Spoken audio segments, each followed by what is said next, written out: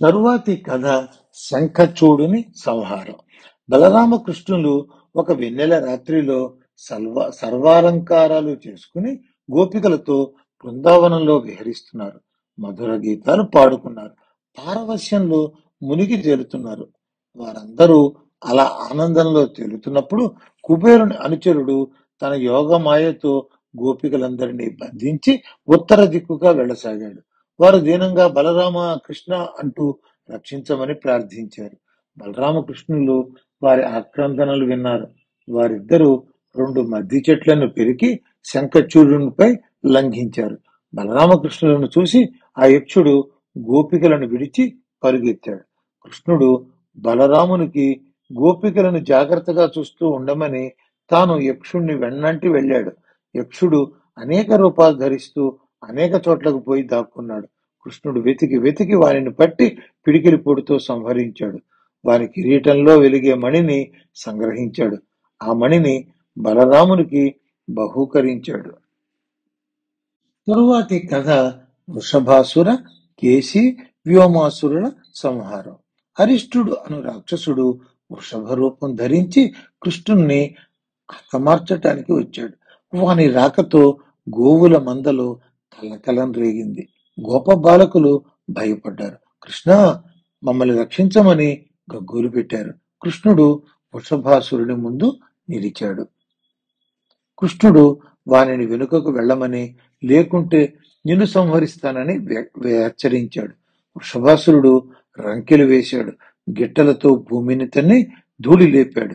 తోకను గిరగిరా తిప్పుతూ కృష్ణునిపై తలబడ్డాడు. కృష్ణుడు వాని కొమ్ములను పట్టి నేల మీదకు పడవేశాడు. ఆ రాక్షసుడు భీకరంగా అరుస్తూ లేచాడు. కృష్ణుడు వాని 2 కొమ్ములు పట్టి క్రింద పడవేసి కాలితో నొక్కి పట్టాడు. వాని కొమ్ము ఒడబెరికి దానితోనే వాని శరీరంపై పొడిచి పొడిచి చంపాడు. ఇలా కంసుడు పంపిన రాక్షసులందరినీ కృష్ణుడు చంపుతూనే ఉన్నాడు.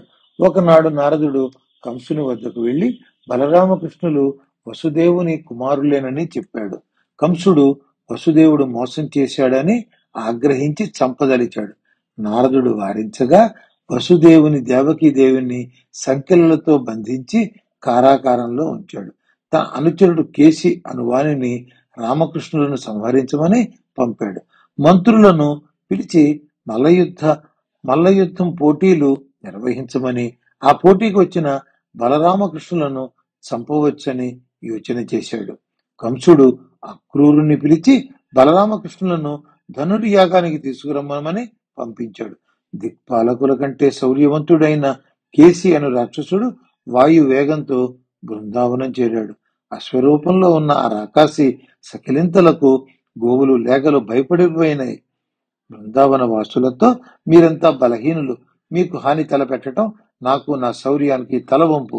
దానవులను చంపిన ఆ కృష్ణుడు ఎక్కడా అని హోంకరించాడు. కృష్ణుడు ఎదురుగా నిలిచాడు. రాక్షసుడు నోరు పెద్దదిగా చేసుకుని కృష్ణుని మింగబోయాడు. కృష్ణుడు యుక్తిగా వాని 4 కాళ్ళు ఒడిసిపట్టి గిరగిరా తిప్పుతూ దూరంగా విసిరేశాడు. కృష్ణుడు తన ఎడమ చేతిని వాని ఉదరంలోకి గుచ్చి తన చేతిని వృద్ధి చేస్తూ వానికి ఊపిరి అందనీయకుండా నిలిపివేశాడు.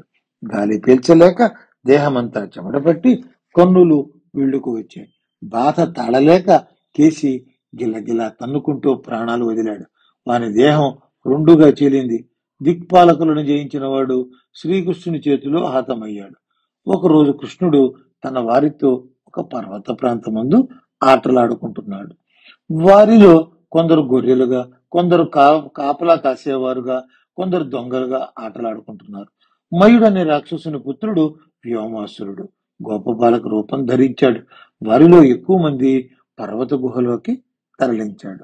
వారినందరినీ గుహలో ఉంచి బండశెలతో ద్వారం మూసివేశాడు. ఏమీ ఎరుగని వాని వలె అందరితో ఆటలాడటానికి వచ్చాడు. కృష్ణుడు వాని చేష్టలను చూశాడు.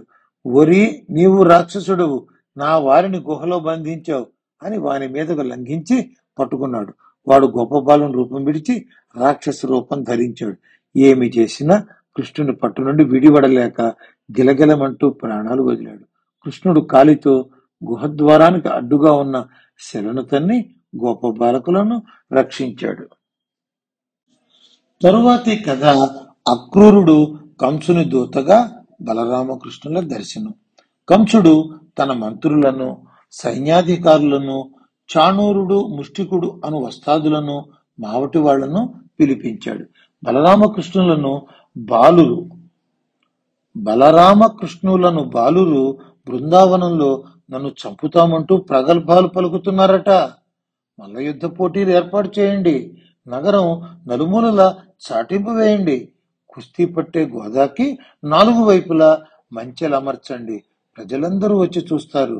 ఓ చాణూర ముష్టికులారా, మిమ్మల్ని మించిన మల్ల యోధులు ఈ నగరంలోనే లేరు. మీరు ఆ బాలకులను మల్ల యుద్ధంలో చంపి నాకు ఆనందం కలిగించండి అని కంసుడు వారికి కర్తవ్యాన్ని బోధించాడు. మావటి వాళ్ళని పిలిచి కువలయాపీడము అనే గజరాజును వారిపై త్రోలి వారిని సంహరించేందుకు ప్రయత్నించమని చెప్పాడు.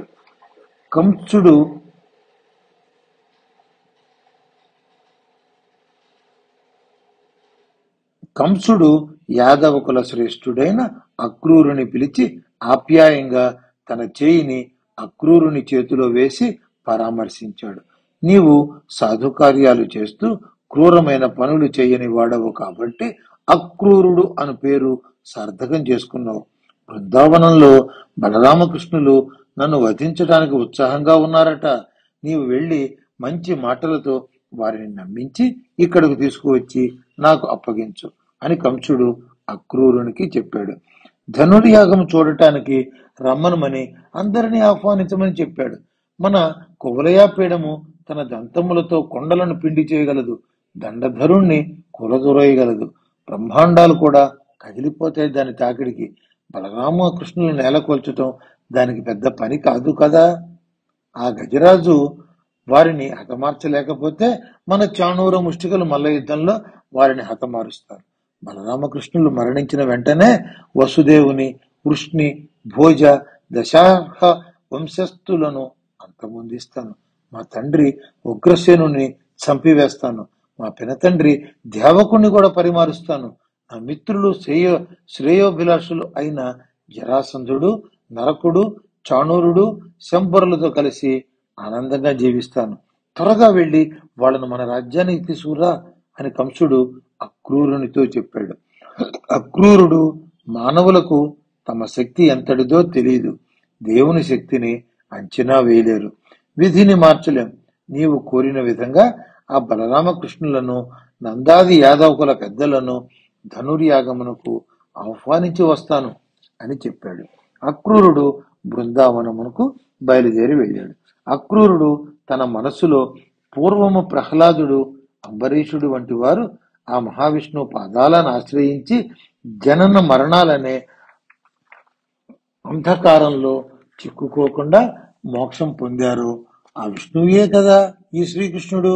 కృష్ణుని జయించడానికి దుర్బుద్ధితో కంసుడు నన్ను పంపుతున్నా కంసుడు నాకు ఎంతో ఉపకారం చేసిన వాడయ్యాడు అనుకున్నాడు. మనస్సును భగవంతుని యందు నిలిపి ఆ శ్రీకృష్ణ దర్శనం జరగబోతోంది అన్న భక్తి పారవశ్యంతో ముందుకు సాగుతున్న అక్రూరుని చూచి అడవిలో క్రూర మృగాలు శుభసూచకంగా ఆయనకు ప్రదక్షిణగా కదులుతున్నాయి. శ్రీకృష్ణుని ముంగురులు ఆయన ముఖానికి అందాన్నిస్తాయి. ఆయన వదనం చంద్రబింబం, ఆయన కన్నులు కమలదళాలు, బంగారు ఆభరణాలతో ఆయన చెవులు సుందరంగా ఉంటాయి.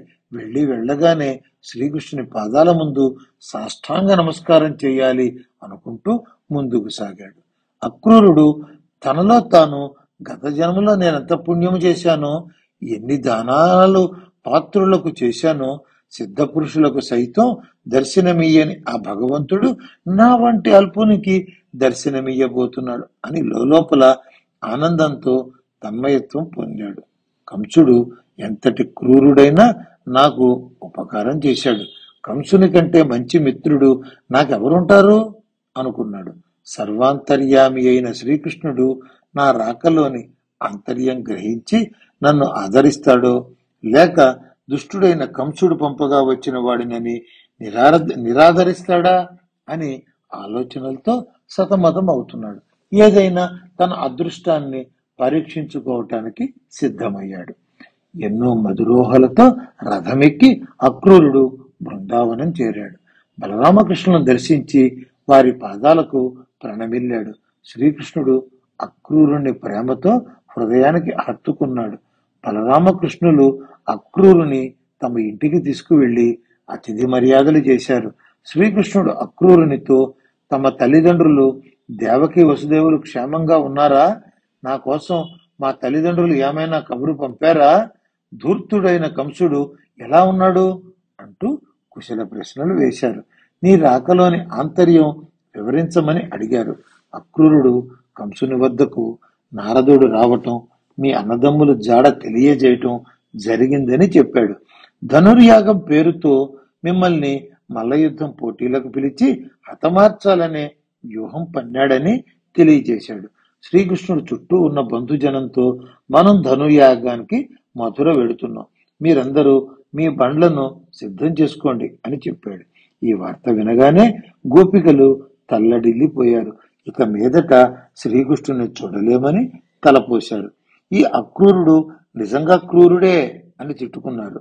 రమ్మనగానే వెళ్ళిపోవటమేనా? నమ్ముకుని ఉన్న గోపికలు ఏమైపోతారో అన్న ఆలోచన కూడా లేదు ఆ కన్నయ్యకు అని విలపించారు. అక్రూరునితో తాను, బలరాముడు, బంధుజనులు వెంటరాగా రథమెక్కి శ్రీకృష్ణుడు మధురకు పయనమైనాడు. మరల వస్తానని గోపికలకు కబురంపాడు. దారిలో కాళింది నదిలో జలం త్రాగి బలరామకృష్ణులు సేద తీరారు. అక్రూరుడు తాను నదిలో స్నానానికి దిగాడు. ఆ నదిలో బలరామకృష్ణులు దర్శనమిచ్చారు. సందేహం కలిగి నీటి బయటకు వచ్చి చూస్తే బలరామకృష్ణులు ఇద్దరు దూరంగా రథంలోనే ఉన్నారు. అక్రూరునికి మరల నీటిలో ఆదిశేషుడు దర్శనమిచ్చాడు. ఆదిశేషునిపై శయనించే విష్ణు దర్శనం అయింది.